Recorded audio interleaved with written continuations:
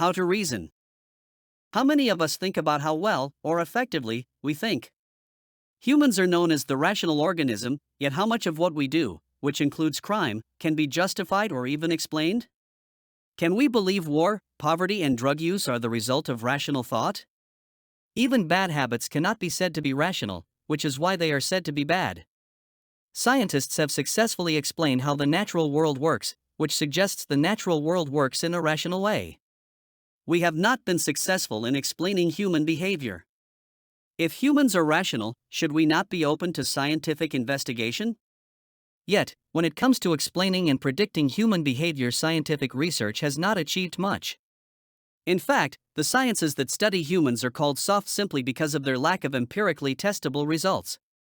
Truth, in science, is defined as a verifiable fact. This view of science has relegated science to a fact-finding activity.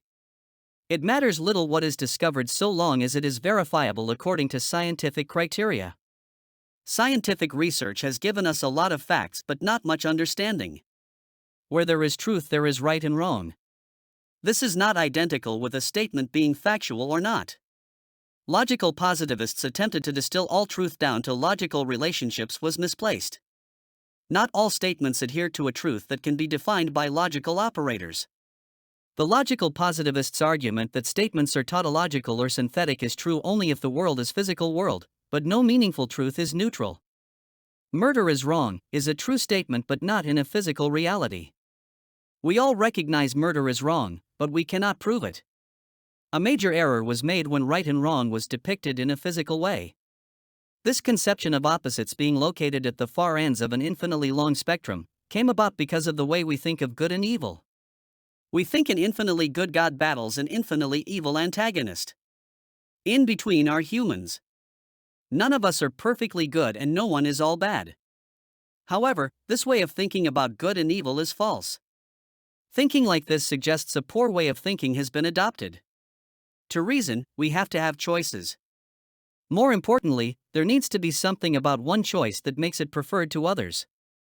People do not think about which handful of sand they prefer because there is nothing to distinguish one handful of sand from another. There is no scientific reason to prefer one person over another, or one career over another. There is no empirical reason we should choose to study dinosaurs rather than astronomy. Yet, humans make innumerable choices that ought not matter. Manufacturers have a far better understanding of human nature than scientists. Businesses will almost always produce goods with minor variations. They test these to see how consumers respond to what are minor and scientifically meaningless differences. The permutations and factors that come into play are all but infinite. Manufacturers know they cannot predict how the consumer will respond, so they either test the market or seek to manipulate it. Why do some videos on YouTube go viral but most do not? Why are some products hits and similar ones fail? Our personal choices are not random, though collectively, no one can predict what the individual will do. Despite the wide range of choices, we understand why others choose as they do. People have likes and dislikes.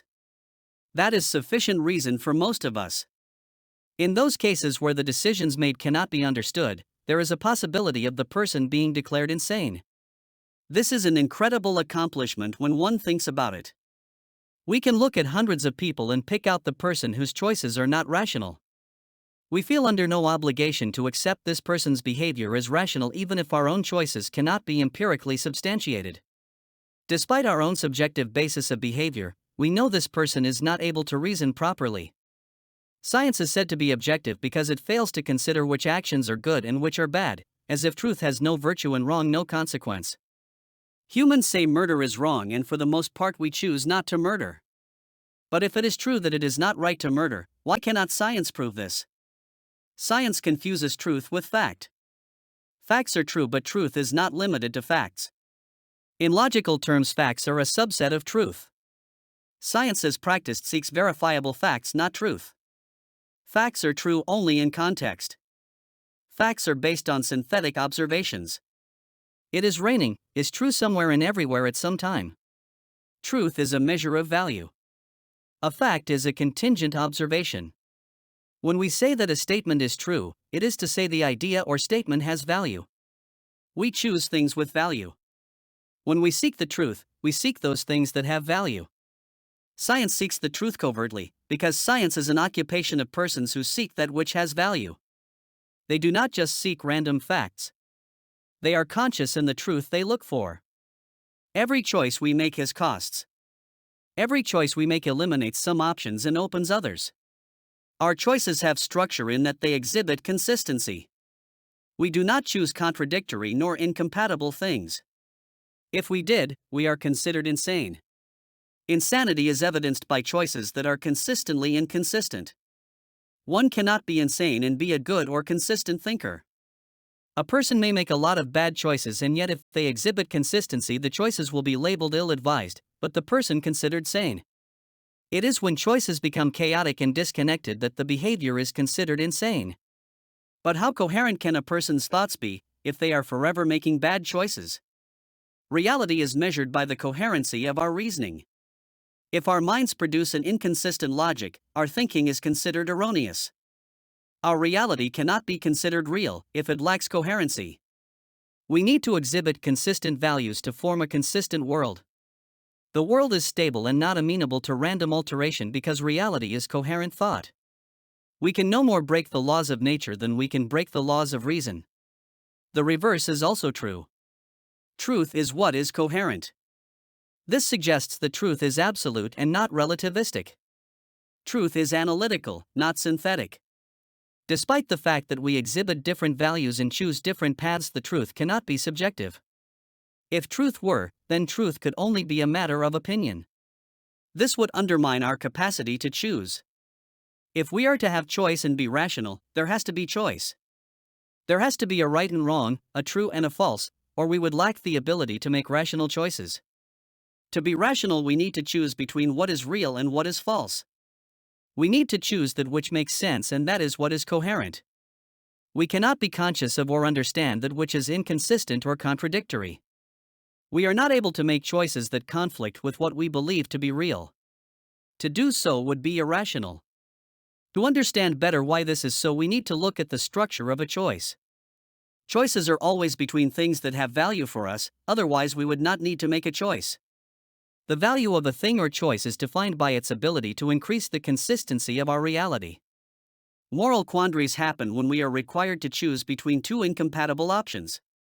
The moral paradox of a person faced with the choice of having to lie or cause harm to others makes sense only to the degree that the person is unwilling to lie or cause harm to others.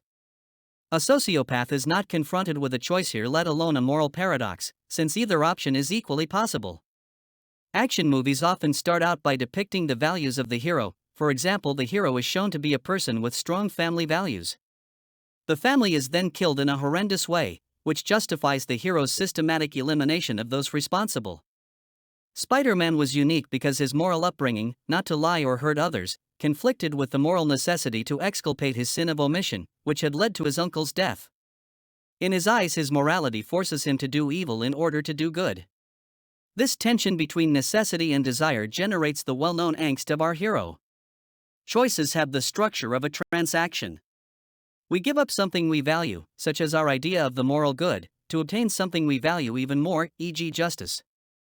Spider-Man nearly gave up his alter ego so he could marry Mary Jane, but the social value of Spider-Man outweighed, for Spider-Man, the personal value of his potential happiness with Mary Jane.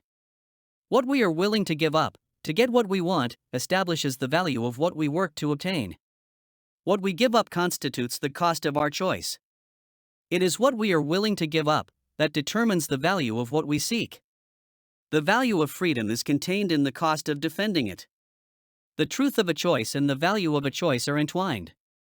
Shakespeare said, "To thine own self be true," suggesting thought be consistent with identity.